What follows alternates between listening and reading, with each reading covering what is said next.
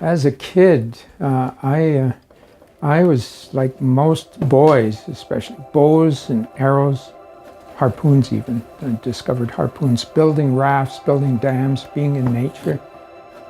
I'm still like a kid in this, in that I have this sheer joy to work with natural materials. The gathering and the putting together and studying the old ways from experimental archaeology and even scholarly pursuits. It's really like a kid in a candy shop. So as I grew older and met Inuit and Greenlanders in Greenland on my jobs in Greenland as an apprentice guide, I met people who were living with kayaks and harpoons. Even in the 60s, they were still in Greenland using these old tools, and I just got, wow, this is so technical. And so I stayed with it and got a degree in archaeology that helped me do the scholarly research part of it. But I just continued the building. All the way from telescopes to birch bark canoes and bows. So the blending of that scholarly with the actual building is an intertwined process that I can't pick apart tidily, but it's very intertwined. So as I'm doing this, saying, okay, we're going to bring this apart and we're going to do some things to make this start to look like a canoe. I'm thinking that the pictures and working with elders on birch bark canoes is all feeding into me. The scholarship is just there. We have lots of young people coming here and they love this sort of work. Their bridging to landscape is, I think it's the most important thing I do, and Joan and I are in that together. My painting has really been influenced tremendously by Joan sharing with me her journey through being an artist, a painter and sculptor and so on, and she's really helped me see art in a different way than just representational. Whereas Don's work is more aligning with traditional technologies and how to build the canoe or the bow of different types, I really am free form and just being led by the materials that I'm bringing together. And as they talk to me, I respond. I really think of it like a conversation.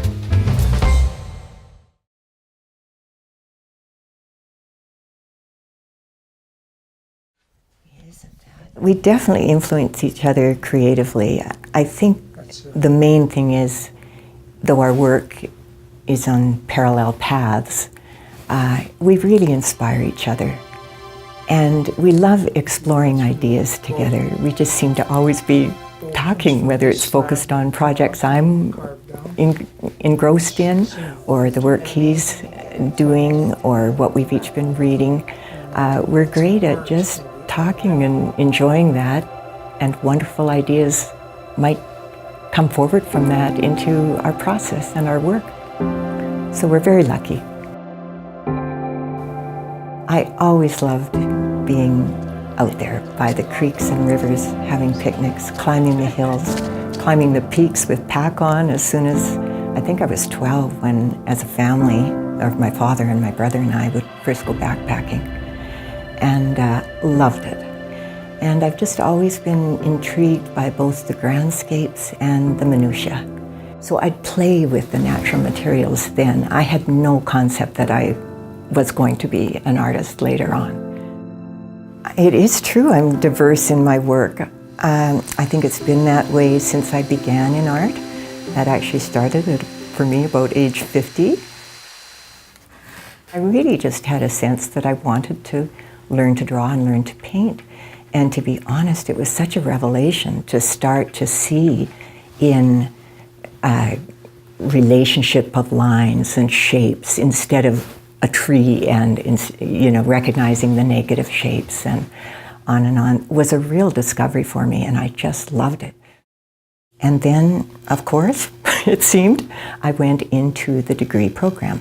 I started off two-dimensional in my interests, but very quickly as I started to do studio practice, I realized that two-dimensional just wasn't the full voice for me. I was thinking of a lot of installation ideas and sculpture ideas, and I got into three-dimensional pretty quickly. And so it's always been a mixture for me. I love drawing, painting, mixed media, and I love doing sculptural work.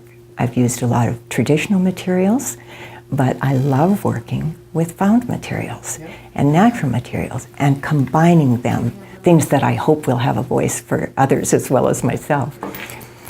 It does often happen for me that I discover pieces at Don's shop that I just, without thinking about it, want to collect and see if I take them further. So what I do love to do is watch for interesting shapes and materials like the birch bark, and then bring them into new context and forms. I had always been so influenced by the natural world and enjoyed, and it's just such a part of my sense of myself. So it's quite natural that that became part of my art as well. Joan influences me so much in my work when we're just hanging out and we're slipping into talking about her art or my art, and she'll bring up something that was totally off my radar, and just going, I never thought of it that way. I feel such gratefulness to be a part of this community and to have so much support and inspiration. It's so fun to respond to materials, find out what they'll do for you, and not let feeling like you have to make something right or get it a certain way. Experiment and have fun. It really is, at least when you're starting, it's a lot of play and letting yourself feel that freedom without a whole lot of thoughts about how it has to be. So go for it. Have fun.